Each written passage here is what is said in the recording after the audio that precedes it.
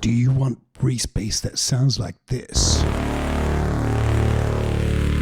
Well, in this tutorial, I'm going to show you how to do that. So today I'm going to show you guys how to make a really thick and deep Reese bass, which is really good for lots of EDM genres like DNB, like psytrance, and my favorite, which is Slaphouse. So let's get started. What we're going to do is we're going to use a Ableton instrument called Operator. We're going to just drag Operator in like that, and this is how it sounds when you just first play it. We're going to take one of the 4 oscillators here in Operator and select a saw wave D, and we're going to do the same thing on the second oscillator. We're going to select another saw, we'll call it saw wave D again, and we'll just lift the levels of the second one, and we'll just fine tune the second oscillator and we'll want to select a parallel. So basically these 2 oscillators playing in parallel and not modulating each other. So we'll just select this.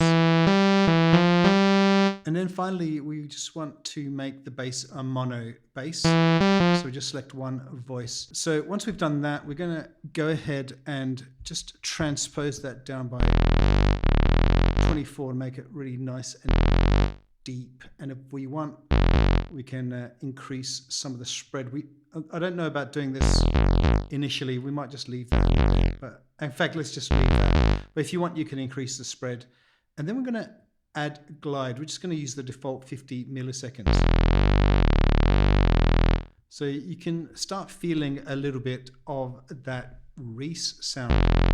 We want to take a audio effect called auto filter and just sort of drag that in here. And we're just going to select the notch band.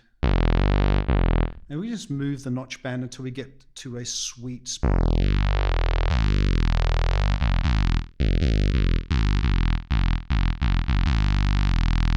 So that's sounding pretty sweet. And then we're going to go ahead and get a glue compressor. We're going to do some soft clips so we get a bit of saturation going.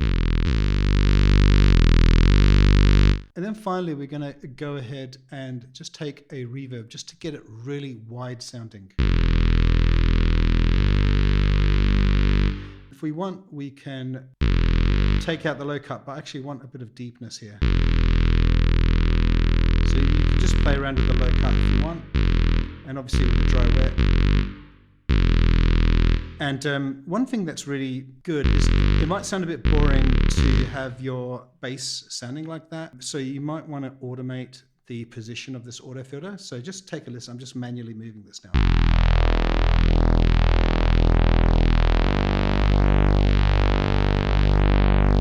So you can imagine automating that sound, and in fact we could just go up an octave. What we can do now is we can even duplicate that auto filter, select a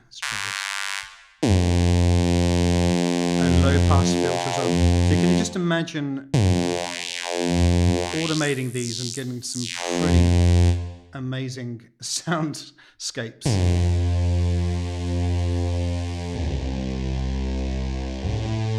If you really want a bit of extra high end, I mean, you've already got plenty here. What we can do, actually, let's just copy this auto filter again and just the high end. So you can add some high end using the auto filter, or you can use an effect called erosion. We can actually add some white noise, and that just gives you just a bit of sheen on the high end.